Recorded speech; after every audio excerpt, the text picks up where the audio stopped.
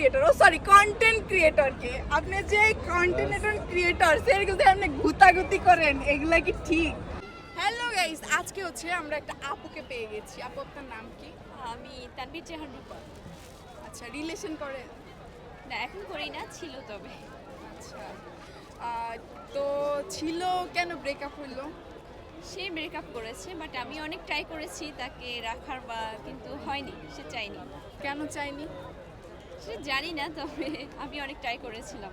আচ্ছা, কাহিনীটা কি? রিলেশনটা যে ভাঙ্গা গেল, এটার কাহিনীটা কি? কাহিনীটা আসলে জানি না, হয়তো আল্লাহ চাইনি এরকম হতে পারে, কিন্তু হঠাৎ করে সে চেঞ্জ হয়ে গিয়েছে।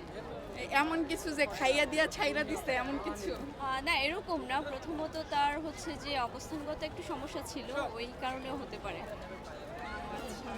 তো কাহিনীটা বলবেন না আমাদের দর্শকদের? বলতেন যদি যে কেন রিলেশন ভাঙা গেছে, তাইলে আমরা আবার ফিরে আইনা দিতে যদি পারতাম।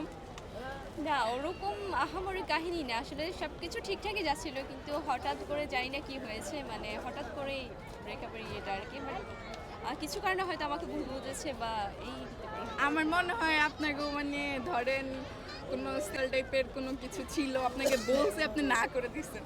না, ওরকম না, আমার তো লং টাইম রিলেশন, সো ওরকম হইলে তো আরো আগে এটা শেষ হয়ে যাইতো। ওইটা হয়তো বা আপনাকে এতদিন ট্রাই করছে, এখন খাইয়া দিয়ে ছাইরা দিচ্ছে।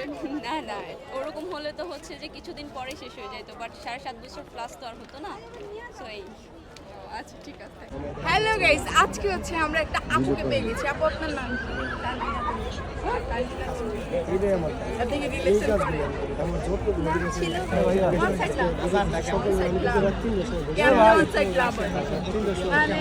আমি ওকে ভালোবাসি, এটা ও জানে, কিন্তু ও ভালোবাসে।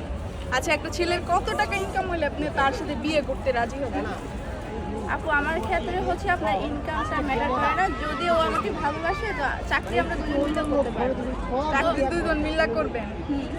দুজন মিল্লা চাকরি করলে কি এখন যে টাকা, মনে করেন সবাই তখন টাকা খুঁজে, আপনি কেন অভাবের সংসারে থাকবেন এত সুন্দর এত সেক্সি একটা মাইয়া হইয়া?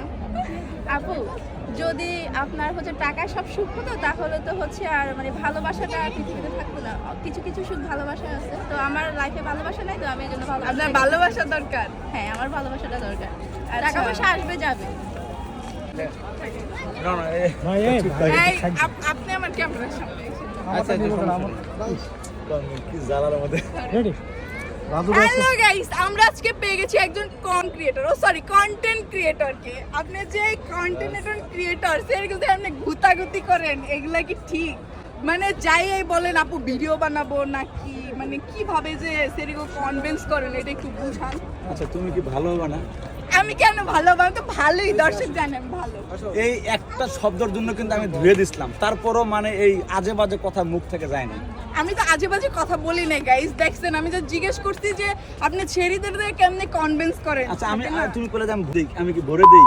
আমি কি বলছি আপনি বইরা দেন? তুমি এখনই বললা, ভিডিওতে বললা। আমি কখন বললাম বইরা দেন? এই ভরে দেওয়া দি, এটা কোন ধরনের ভাষা রে ভাই?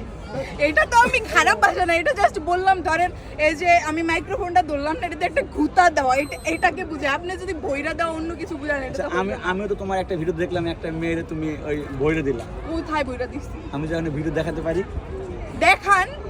এগুলা এই আজে বাজে কথা বলে আচ্ছা, ভিডিও আপনি বানানো বাদ মেয়েদের দাও। কিভাবে কনভিন্স করেন এটা দর্শকরা জানতে চায়, আপনি আমি বলেন।